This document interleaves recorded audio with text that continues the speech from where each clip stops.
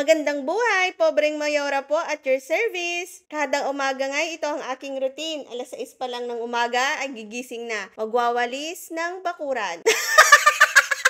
Sa lawak nga at laki ng winawalisan ko, inaabot ako ng 8 hanggang 9 na oras dito. Habang tulog nga ang bunso ko kung ano-anong nakakalikot ko.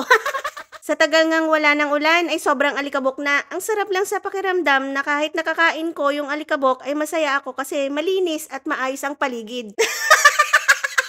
Nakakapagod man pero sulit naman pagkatapos mawalisan. Nandito na nga ako sa parting likod. Kung mapapansin ninyo, halos walang damo. Bagong grass cutter pala ito. Maraming salamat sa tatay ko at syempre sa best friend niyang si Lolo Ninong. Tandem nga pala ang dalawang iyon. Ang hirap paghiwalayin. Parang B1 at B2 ba?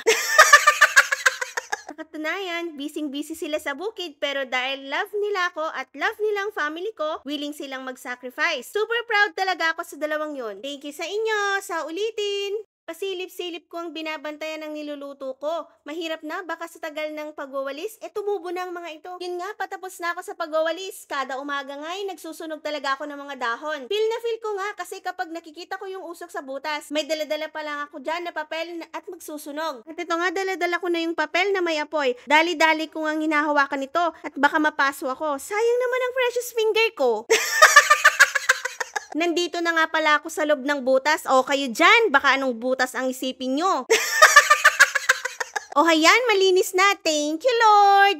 Pagkatapos ko nga dyan, magdidilig naman ako. Syempre, para makatipid ang inyong pobreng Mayora, ay sa bomba tayo kakapit. Hala, sige, bomba pa Mayora. Sibog dito ay sibog di jay paspasam. Lian ko nga nabasahin ng lupa, pampapres ko ba? Kung ako lang nga masusunod, pauulanin ko kada umaga. Dito nga yung winiwisik-wisikan ko ang mga laruan ng aking mga anak. Kung mapapansin nyo nga, tatlo-tatlo ang laruan ng aking mga anak. Tig-isang bike ba sila? At eto nga, papasok na kami sa loob. Sisilipin ko nga ang mais na pinaluto ko kanina. Gising na ang aking bunso at ang una niyang gagawin ay hahanapin ang kanyang mga laruan. First thing in the morning, papatayin ang aircon. Hahanapin ang cheetah, hahanapin ang mga laruan at mag-aayos ng mga gamit. Punda, kumot at iba pa. Bedsheet, tatanggalin at lalabhan.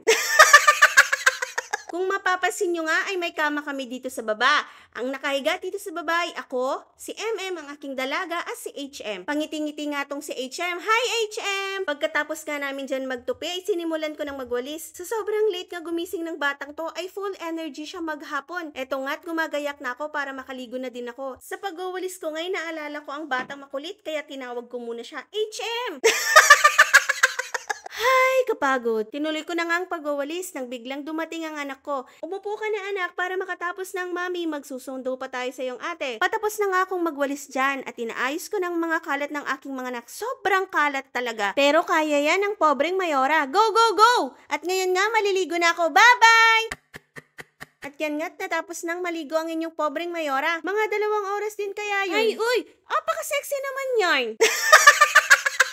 Bumubuo nga sa araw ko ang paglalagay ng kolorete sa mukha, makeup, polvo at kung ano-ano pa. At syempre hindi mawawala ang golds. At ngayon nga'y tapos na ako, magsusundo na ako sa aking anak. Bye-bye!